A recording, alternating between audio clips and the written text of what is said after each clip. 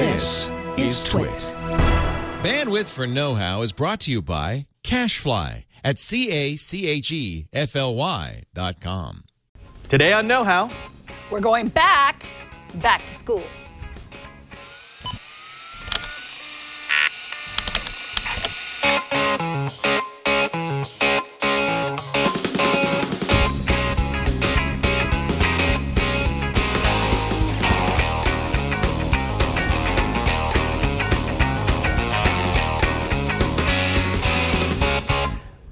Welcome to Know-How. It's the Twitch show where we build, bend, break, and upgrade. I am Father Robert Palos here. And I am Mother Megan Maroney. And for the next couple of minutes, we're going to be packing your brain full of knowledge like it's the TARDIS and it's bigger on the inside. I know that. I know that reference. That Doctor one? Who. We do have to sort of brush you up a little bit on the Kamehameha Dragon Ball Z Is that from thing. Moana? Okay.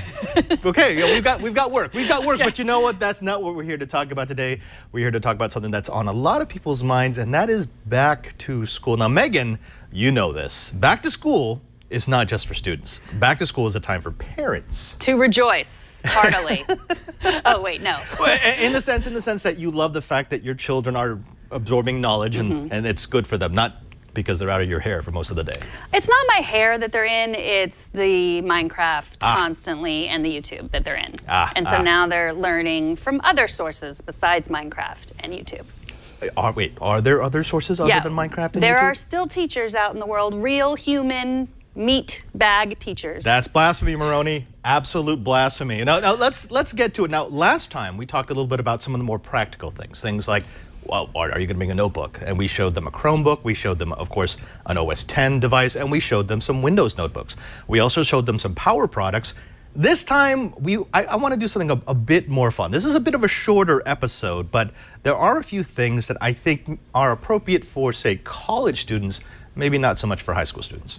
Yes, we've got some for those that you're pushing out of the nest, going on to higher learning, as it were. Higher learning. And of course, the first thing I'm going to want to do is I'm going to want to bring my tunes. I like my music. I love my music.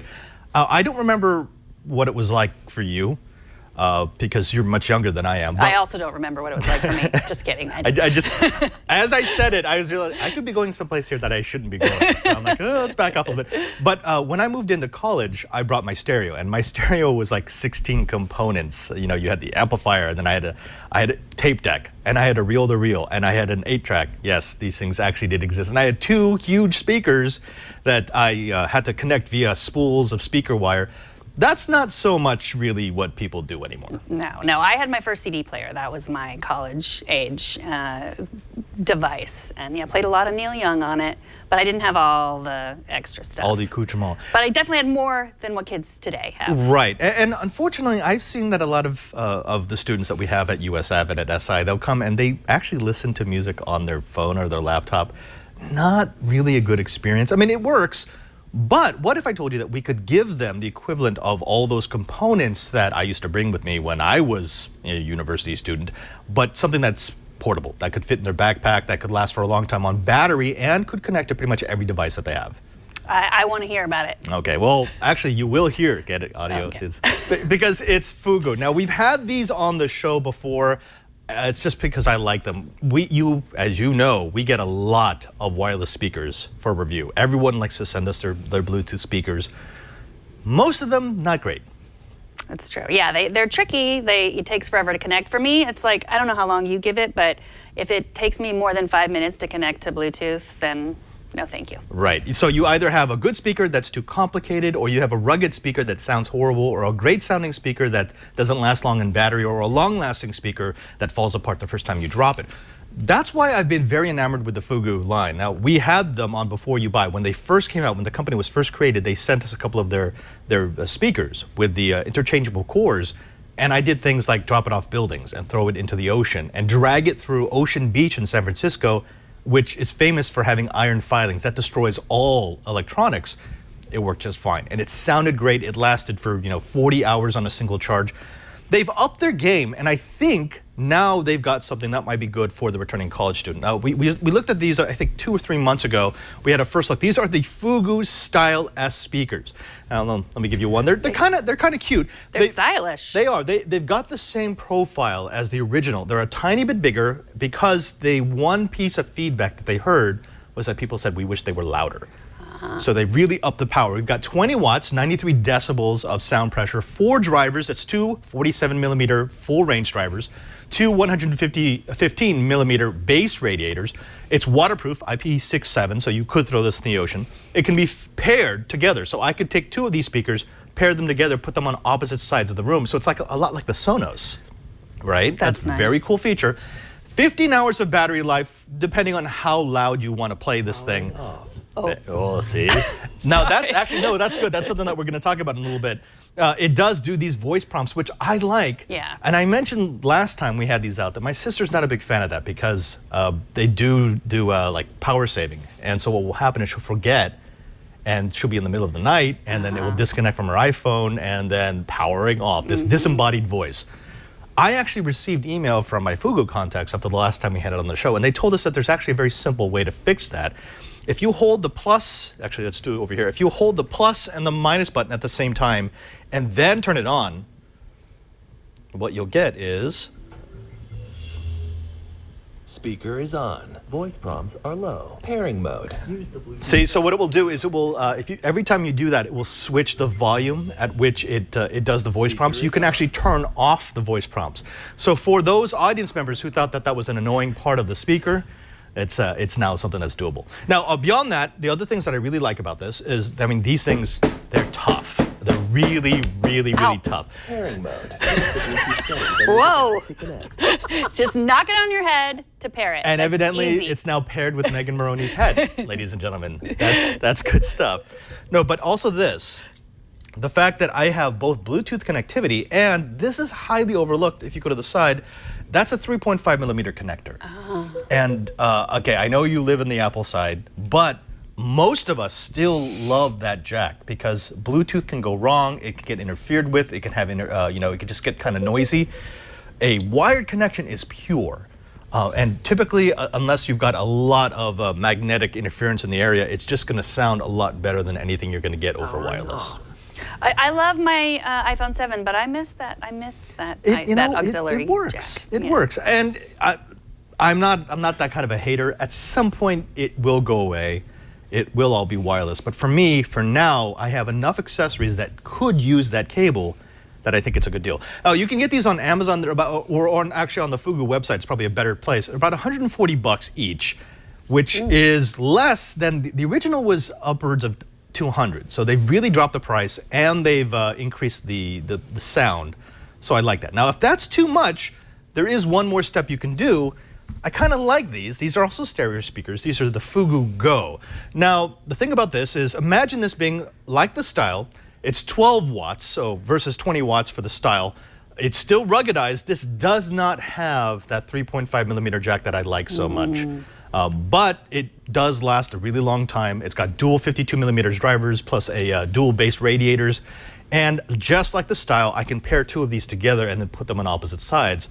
And here's the thing, if you go to the link, Alex, these are only $90. That's good. Yeah, and yes, you can find cheaper Bluetooth speakers out there, much cheaper. But that's what they are. They're cheaper. They're not as good. I've tested so many of these, and I keep coming back to the Fugoo because this is what I carry. I travel so much, and I kind of like having audio devices, and I love the idea that I can take 2 of these and using the little lanyard thing, hang them on the back walls of a room that I'm doing a presentation in, and I brought my own sound system. It's just very much worth it. Do they also work as earrings? Could I hang them off of my... Let's try that. That's it's not any worse than what my AirPods look like. I think you're onto something, Maroney. I think this is going to be... So this is for someone who cares about sound and wants to take these out to the quad and be sitting in different areas. And because I mean, to be honest, I have a lot of Bluetooth speakers and I don't care that much about sound. I listen to music from my Echo Dot, and then everyone says those are horrible speakers. But if you're a college kid, you want to play your Neil Young and you want everyone to appreciate the sound. Well, it's not just for that. I do carry not the Style. I carry the smaller one because it is it's lighter, and I need something that's smaller for my baggage. But the nice thing about the Fugoo setup is it's also a conference phone. So when I pair it with my Bluetooth phone, I go to a meeting, I put this in the middle of the table, and they can hear everybody. It's a 360-degree mic with noise cancellation. So I mean, that's awesome. That's amazing. And it's also paired with my laptop, so I can do it that way. Because the sound of my laptop is, well, it's laptop sound. So it's not just a speaker. I mean, this really is a full-featured accessory that has more than one use. I kind of like that. That makes it a good thing for me. And you could put it on your credenza, and Yes. it would look nice. I really like this material. Yes, although I don't have credenzas. I'm not fancy like them around. Well, then you get these. There. That's wisdom of the ages, folks. Now, when we come back, we're going to be diving a little bit deeper into some back-to-school stuff. Specifically, what if, because we're talking about university students, what if you go to a campus where they don't want you to network? What? Yeah, we're not going to stand for that. But before we get there, let's go ahead and take a moment for these messages. Previously on Twit. I want to go with a completely radical idea. Oh, what's that? Don't point your camera at the daggum sun during the eclipse. Point it anywhere else.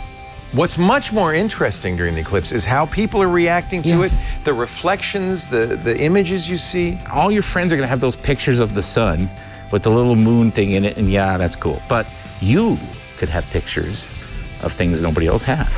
Triangulation. Do you remember the first time you spoke to Steve Jobs? Yes, he came back to Apple. It was a mess, as you know. Jobs calls my house on a Sunday night and he starts, giving me his spiel. And then he started calling every Sunday night. The first call, my wife was like, "It's Steve Jobs on the phone." By the third call, it was like, "It's Steve Jobs on the phone."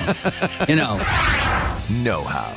Today on Know How, we'll use billion-dollar satellites. to find cheap McDonald's toys. Geocaching. Geocaching. They might even find a Leo bobblehead in a cache. Who wouldn't want that? We're going to do an official Twit geocache. Nice. And we're not going to list it on geocaching.com until after a viewer finds it. Twit. Coming to you from 38 degrees 14 minutes north, 122 degrees 38 minutes west. And we are back. Now, Megan, I just realized we never actually turned sound onto this thing. So I just trusted you that they sounded better. Here's my beat. This is my jam, okay? Now, I'm running this at about 10% volume, so this thing can get really, really loud. Okay, so our music styles don't match. I was going to play the Hamilton soundtrack. I've heard that you're pretty happy with that. I also like that music. The other thing you didn't mention was you can change that male voice to an Australian female voice. Yes. These are the things we need to know.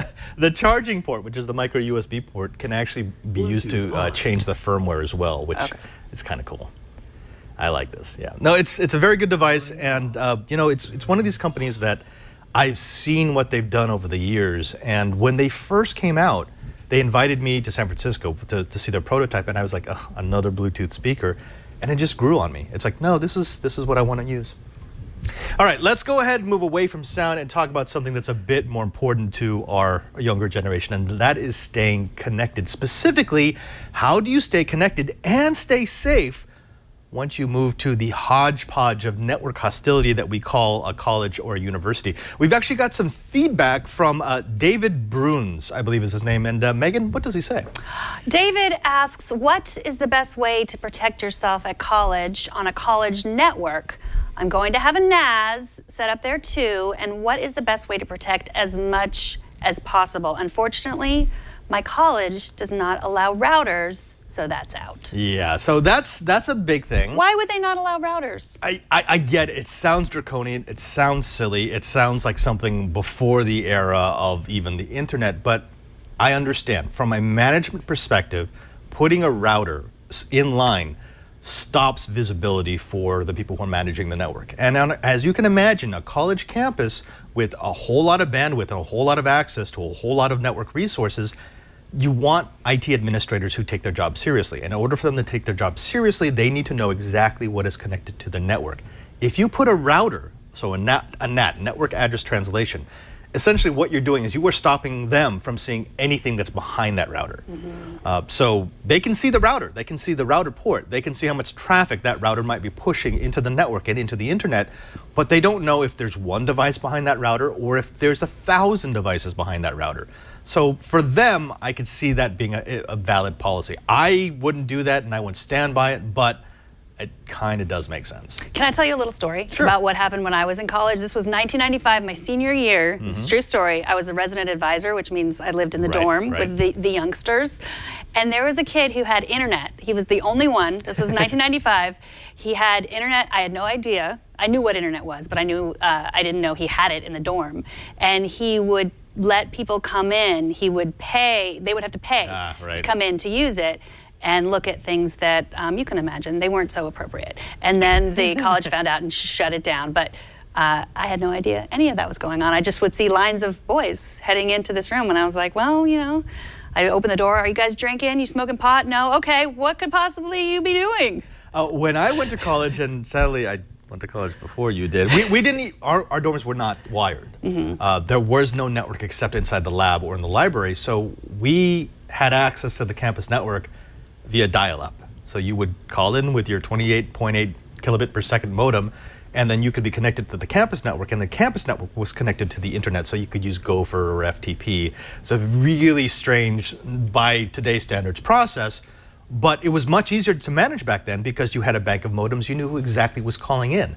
Now, with all the devices being connected either wired or wirelessly, you don't have a really good feel for how many devices are connected to your network at any given time, especially if they're using a router. All right. All right, now we can answer the question. Now we can answer the question. We did. So why are they doing this? They're doing it because they want to control the traffic on the network. There's also another thing, and that is a lot of routers will come with wireless APs. It's actually built in. In my days, you had the router, maybe you had a switch, and maybe you had an AP.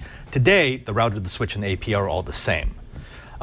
The problem is if you turn on your AP, your wireless AP, you are going to be flooding the space with energy, RF energy, from that access point. Like last week we talked, or last Thursday, we talked a little bit about scanning your house for which channels are available. Well, if you've got every student with an access point on at the same time in a dorm, you will obliterate any usable spectrum. It's just so much noise. So that's another reason why they may not allow routers.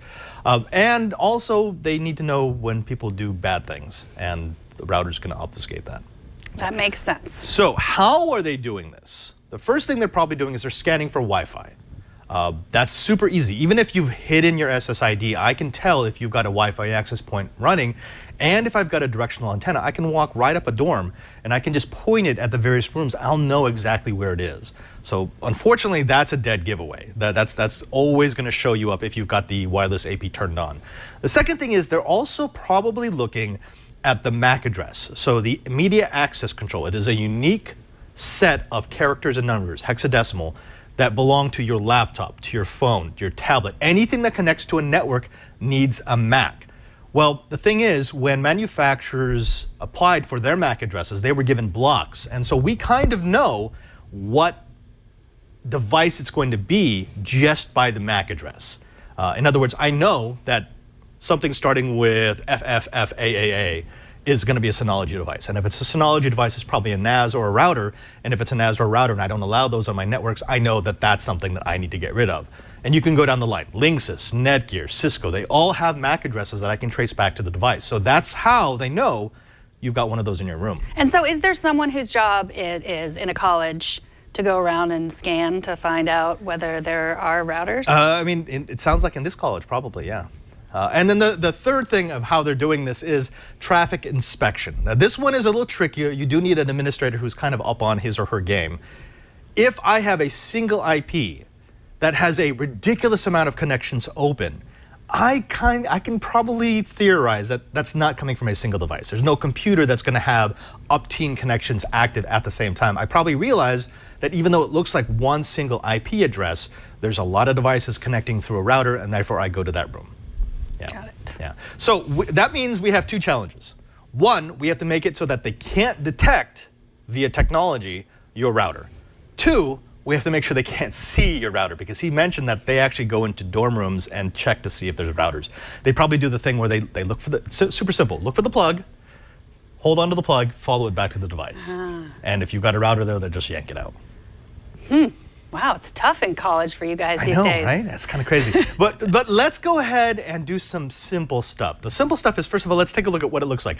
If you go to my thing here, you've got the internet. This is professionally drawn, by the way. This is super pro.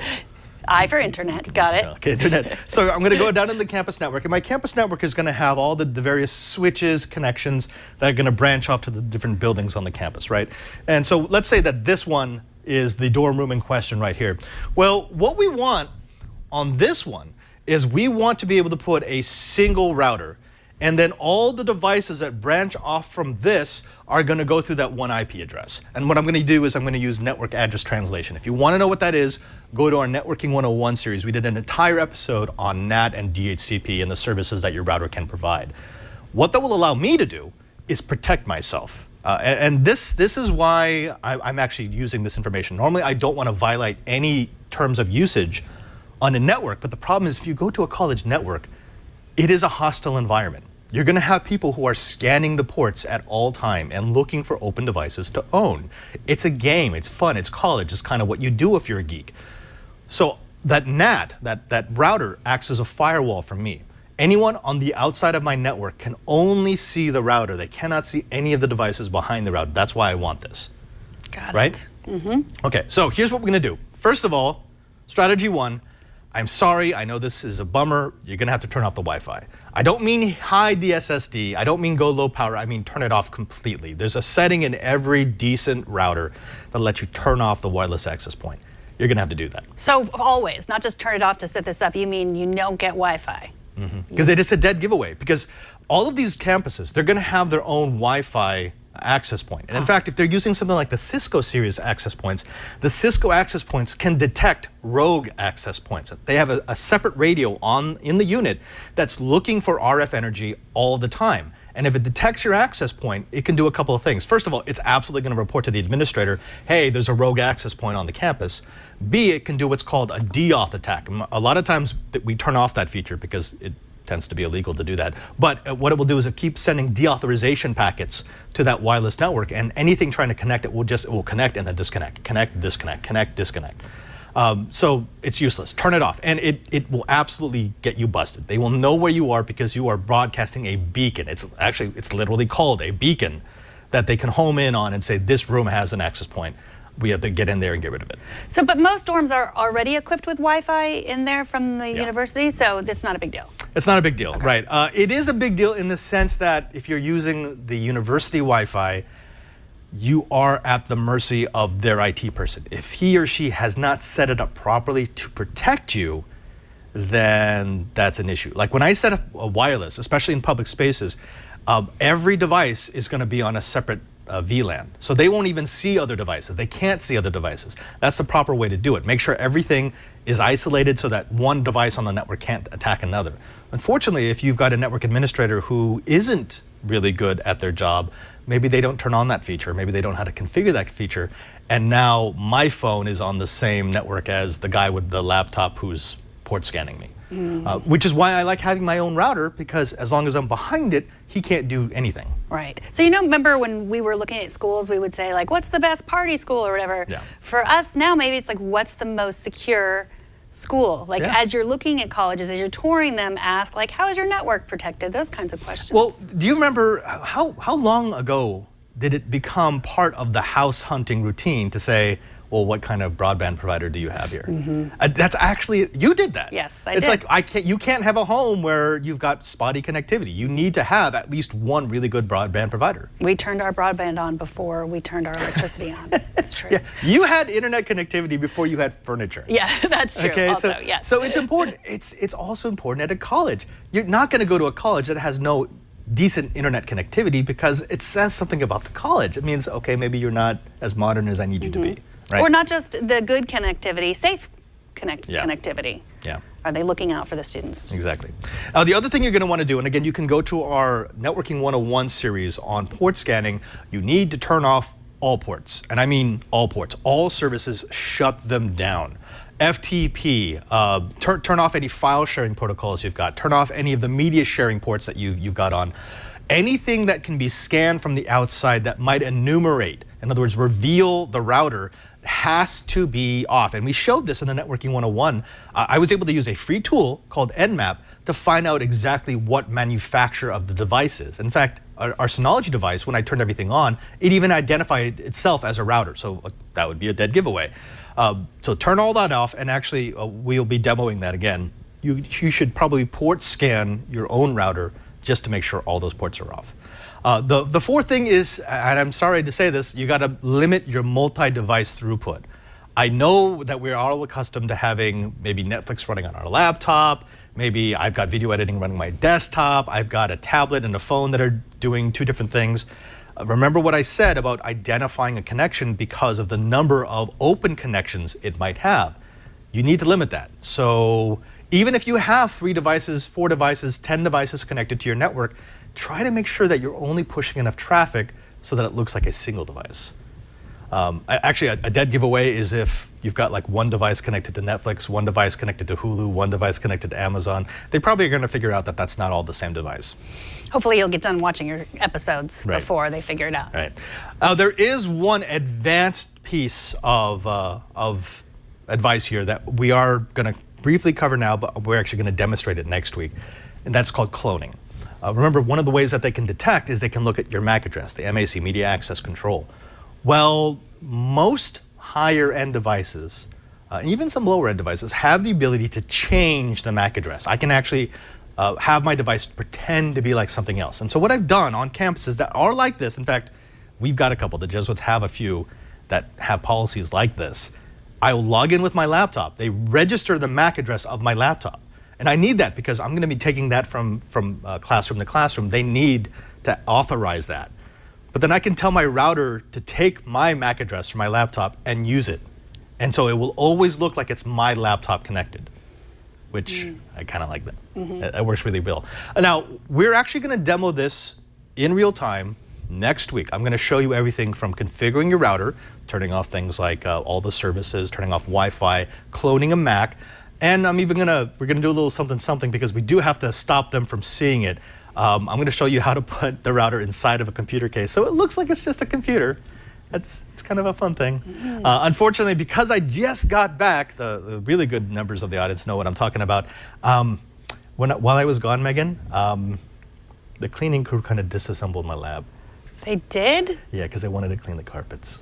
Oh, sad. So everything, all of my equipment are in boxes out in the hallway. Oh. I got to fix that. Yeah. I'm sorry I wasn't there to protect your equipment. I know. What the hell, Sorry.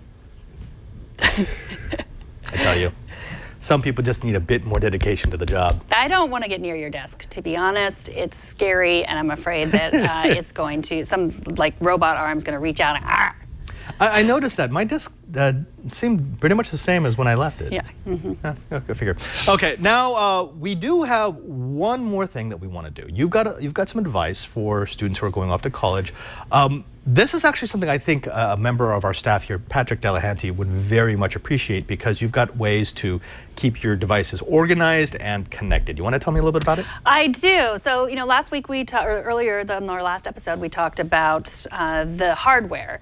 And you're going to want some items to carry that hardware around. There's so many dongles.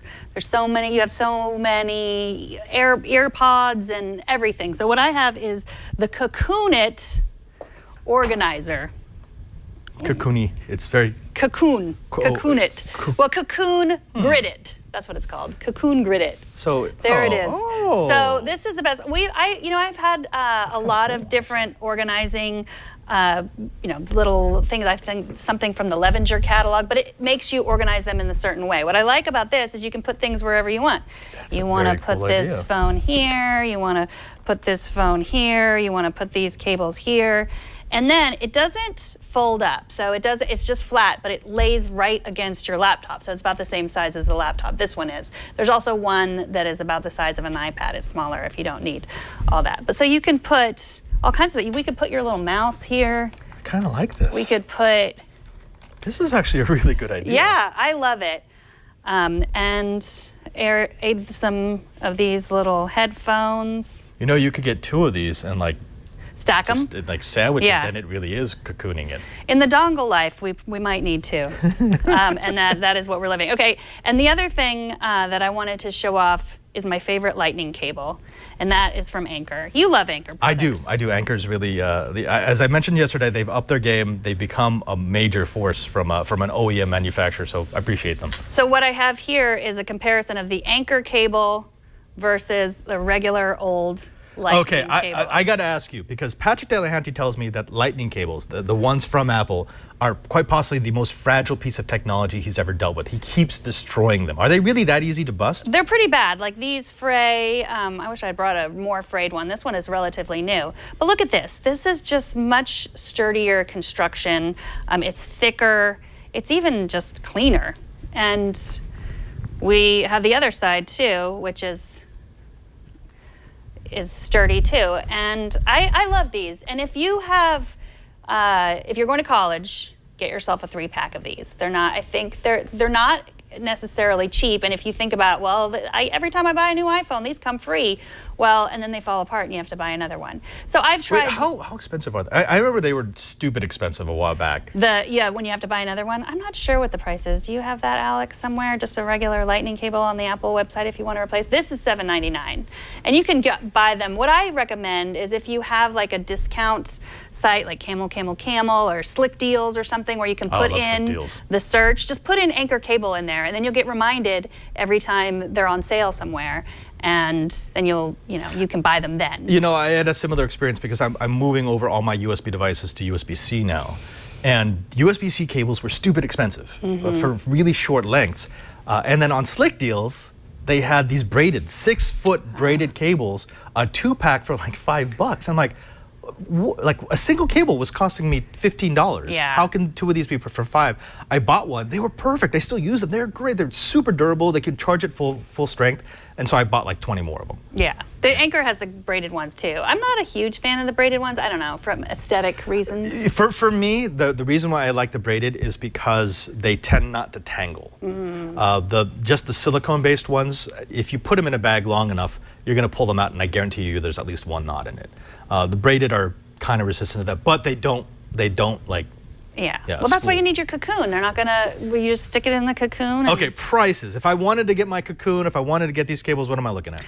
That is a great question, and I will tell you the answer to that as soon as it comes up on the site, because our Cracker Jack TD is on the job. It's gonna push the button.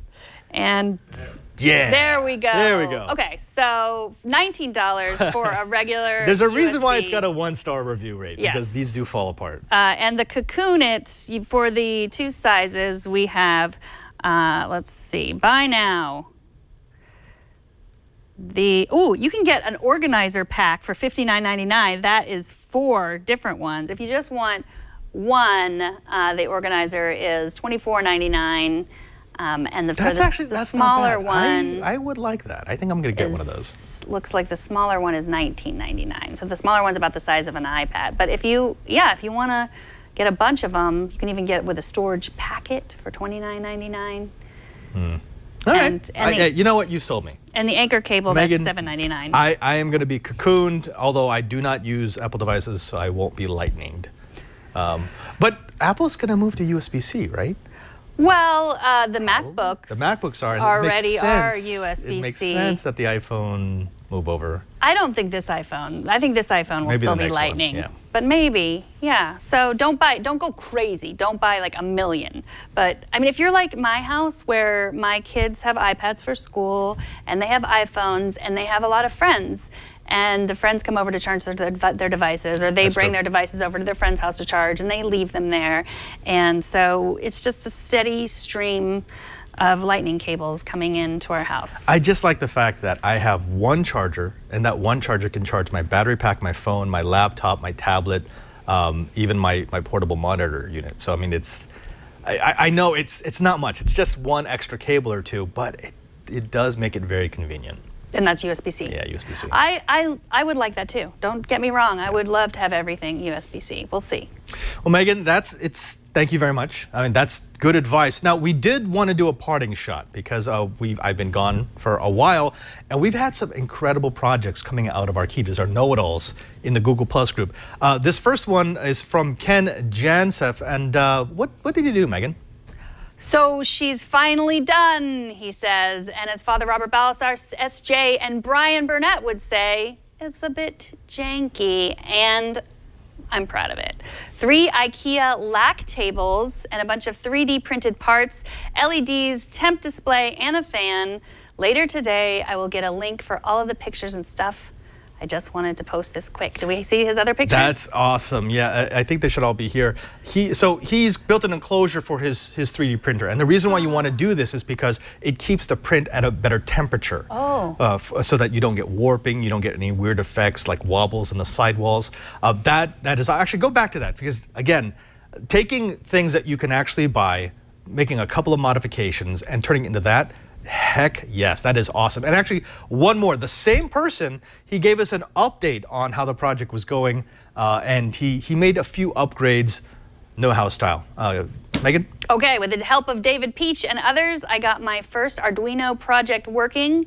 It's an Arduino-powered, temperature-controlled fan controller to keep my 3D printer enclosure at a good temp for printing.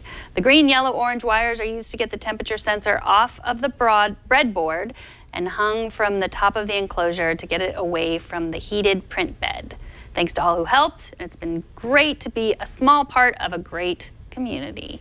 Ken, you are absolutely our maker of the week. You are our Kita. That is phenomenal work. And also thank you for sending in pictures because we love to see what you do. When you take the knowledge that you get here at Know How, or you run off in another direction, or you make something that we've created into something better, there's nothing that is more satisfying. So please keep that coming, please keep building, and please keep showing off your stuff. You know what? I think that's it, Megan. Whew. Yeah, how about that? Now, hopefully you've enjoyed the eclipse. It happened right before this show broadcast. Now, I'm assuming you're not blind because you didn't look directly at the sun. No, I am not blind. I know what I'm supposed to do. I remember back from 1979 when I was a young lass in the last one. I remember that. I remember my dad got a chunk of welding glass. And I couldn't see, I had no idea what I was supposed to be. So I made a little pinhole camera, but all I could really see was a shadow on another shadow. Yeah, the shadows is what I remember most. Yeah. Oh, by the way, I will say this: if you did not have glass, actually, I probably should have mentioned this last Thursday. Actually, I did mention it last Thursday. So never mind. Well, I'll show you a little trick with the phone. For next time, for the next eclipse previous, in yeah, because 2049. we're not recording this out of order at all. Wow. Oh, but I also remembered Haley's Comet. Oh yeah, what year was that? I think I was a 86 or something. Yeah. I remember I was a young tot, and I might just make it to the next Haley's Comet, and then I'm going to die on that day. Please don't. I don't think any of us are actually. I think we're going not to. Die? Nope. I believe that pretty soon there's going to be some sort of device that keeps us alive. The singularity. Forever. You're talking about the singularity. I don't know what I'm talking about, which is as per usual. Well, thank you very much, Megan. Folks, we know that this was a lot of information. We want to make it easier for you to find all the stuff that we've talked about, especially when we get to the live demonstrations, because we're going to have show notes. You're always going to be able to find that at twit.tv/KH. You'll find all of our back episodes. You'll find our show notes along with the episodes. Hopefully those will be better updated now. And also you can subscribe. Please subscribe to Know How. It is the best way that you can support the show. If you like Know How, if you want to see more projects, if you want to see us talk about things like back to school items, just go to twit.tv/KH, do the little drop down menu and subscribe to the version of your choice. You can get the audio version, the video version, or the high definition video version. All of it helps to support Know How and keep us on the air. Also, don't forget that you can find us on our social. Specifically, we've got a social media group at Google+. Just look for Know How. There's a very short approval process so we can keep out all the spam accounts. But once you're in, you get access to over 11,000 Kitas. Those are our know-it-alls, the people who build projects, the people who can answer your questions, maybe even a couple of people who can inspire you with your next great project. And finally, don't forget that you can find us on our social media accounts. You're going to find me at twitter.com/PadreSJ, follow me there, and you can see what I'm doing even when I'm not at Twit. And Megan, where do they find you? You can find me at Megan Maroney on Twitter. Yeah, and don't forget, we've got one more member of our crew. That's we call him Jimmy. Jimmy can be found at twitter.com/ANELS. Excuse me, Padre. It's pronounced Alex. No, that's not ringing any bells. No, yeah, it's the J is silent. J is it's silent. pronounced Alex. Yeah, so there you go. Until next time, I'm Father Robert Balliser. And I am Megan Maroney. And now that you know how, go back to school.